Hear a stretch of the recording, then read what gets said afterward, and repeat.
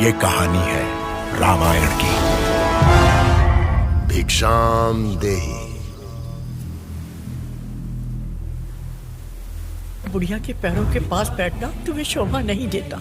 हम जन्म से नहीं कर्म से छोटे या बड़े होते हैं। अपनी शक्ति पहचानो बजरंग। जो तुम कर सकते हो और कोई नहीं कर सकता।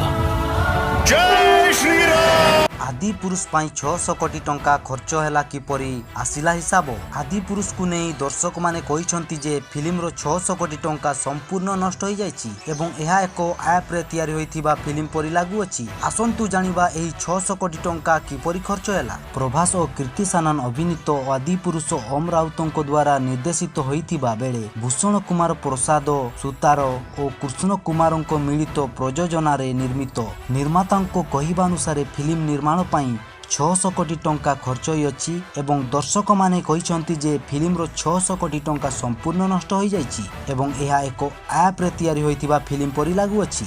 देखिबाकू गले फिल्म बजेट एक प्रमुख अंश श्रीराम भूमिका रे अभिनय करिथिबा प्रभासंकु 150 कोटी टंका दियाई जाई अछि एवं माता जानकी भूमिका रे अभिनय करिथिबा कीर्ति सानननको 30 कोटी टंका दिया जाई अछि। एथिरे रावण भूमिका रे अभिनय करिथिबा सैफली खान को 12 कोटी टंका दिया जाई अछि एवं सनी सिंह लक्ष्मण भूमिका रे अभिनय करिथिबा बेले तांकू 1.5 कोटी टंका दिया जाई अछि। हनुमानଙ୍କ भूमिका रे अभिनय करिथिबा देवदूत नागेशंकु 2 कोटी टंका दिया जाई अछि। सूचना अनुसार एहार बीएफएक्स विजुअल इफेक्ट्स पाई 250 कोटी टंका दिया जायछि। आपण मानकु जदी एपरि की लेटेस्ट न्यूज सुनबा को भल लागे ताले चैनल टी को सब्सक्राइब कर देबे एवं पाखरे थिबा बेल आइकन टी को ऑल रे प्रेस कर देबे। आ वीडियो टी भल लागला तो लाइक बटन क्लिक कर देबे। जय जगन्नाथ। नेक्स्ट वीडियो रे देखा हबो।